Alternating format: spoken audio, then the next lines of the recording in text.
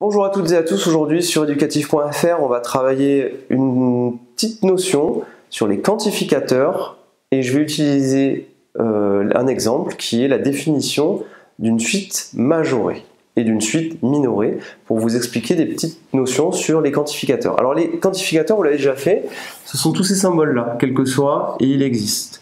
Que vous pouvez utiliser. Donc ce symbole c'est pour tout, celui-là c'est il existe, et il existe avec un petit point d'exclamation, mais ça veut dire il existe un unique.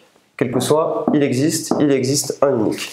Alors je vais vous demander de réfléchir sur la notion suivante, c'est qu'est-ce que c'est qu'une suite majorée?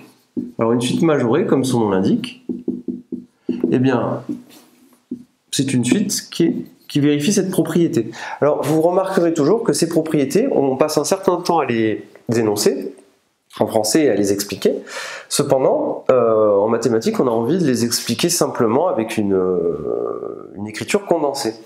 Alors une suite majorée, ça veut dire quoi? Ça veut dire que tous les termes de la suite se situent, donc U0 par exemple, U1, U2, U3 par exemple, ici, U4 ici. Eh bien, tous les termes de la suite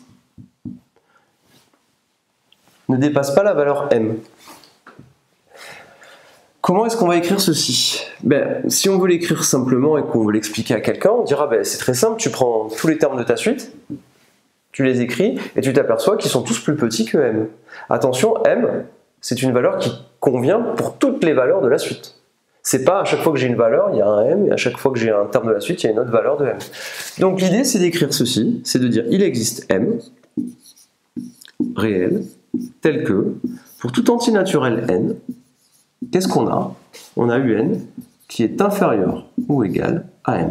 Alors attention, ce m, il convient à tous les entiers naturels et à tous les termes de la suite. C'est ça qu'il faut comprendre. L'écriture suivante, si vous permutez les quantificateurs, si vous écrivez ceci, si vous écrivez pour tout n appartenant à n, il existe un réel m tel que un soit inférieur ou égal à m, c'est faux. Pourquoi? Parce que ça veut dire quoi? Ça veut dire qu'à chaque fois que vous donnez un n, un entier naturel, à chaque fois que vous donnez un terme de la suite, vous dites qu'à chaque fois, du coup, il va exister un m tel que un soit plus grand que m. Donc ça veut dire quoi? Ça veut dire que pour le u0, ici, il y aura un m. Pour le U1, il y en aura un autre, un M'. Pour le U2, il y en aura encore un autre, un M seconde.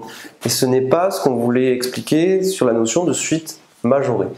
Alors, dans cette vidéo, ce qu'il faut bien comprendre, c'est premièrement l'ordre des quantificateurs. Si vous permutez, eh bien, ça change l'idée de ce que vous vouliez montrer, le sens de ce que vous vouliez expliquer. D'autre part, petite remarque, le m qui est ici, est-ce qu'il est unique? Donc cette ligne-là, bien sûr, on n'écrit plus. Le m qui est ici, il n'est pas unique, on peut en prendre un autre ici, donc c'est pour ça qu'on n'a pas mis unique, d'accord? Il existe au moins un m tel que tous les entiers, pour tout n appartenant à n, tous les termes de la suite sont inférieurs ou égaux à m. Autre définition, suite minorée.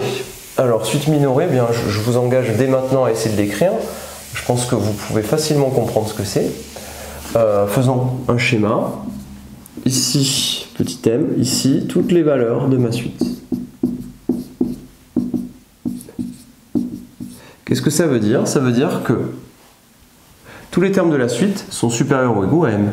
Écrivons-le avec des quantificateurs. Il existe au moins un réel m, tel que, pour tout n appartenant à n, m est inférieur ou égal à un. Voilà. Je vous remercie d'avoir regardé cette petite vidéo sur les quantificateurs sur educatif.fr, vidéo qui pourra vous servir dès la classe de première terminale et aussi en classe préparatoire aux grandes écoles. Je vous remercie et à très bientôt sur educatif.fr.